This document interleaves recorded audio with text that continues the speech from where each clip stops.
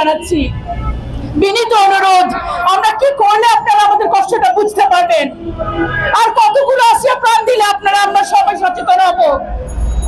আমি বিনীত করজোড়ে প্রত্যেকের কাছে বলতে চাই, ঘরে ঘরে আপনার সন্তানের নিরাপত্তার জন্য অন্তত পক্ষে এখানে এসে দাঁড়ান। আর আমরা এখানে আর দাঁড়াতে চাই না, কখনোই দাঁড়াতে চাই না।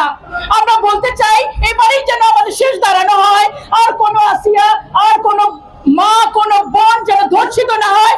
আপনি যদি আপনার মাকে ভালোবাসেন, স্ত্রীর নিরাপত্তা চান, কন্যাকে ভালোবাসেন, আপনারা নিজ দায়িত্বে যেভাবে দেশটাকে দ্বিতীয়বার স্বাধীন করেছেন, আরো একবার আমাদের পাশে দাঁড়ান, আসিয়ার পাশে দাঁড়ান। এবং আমি বিশ্বাস করি এই সরকারের দ্বারা এটি সম্ভব।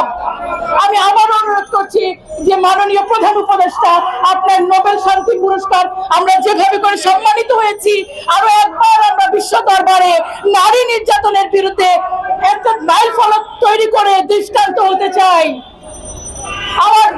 আমাদের সম্মিলিত নারী প্রয়াসের প্রত্যেকের হাতে যদি মাইকটি দিয়ে দেন, চিৎকার এবং কান্না শুনতে পাবেন। এই আত্মচিৎকার কারো কাছে পৌঁছায় না।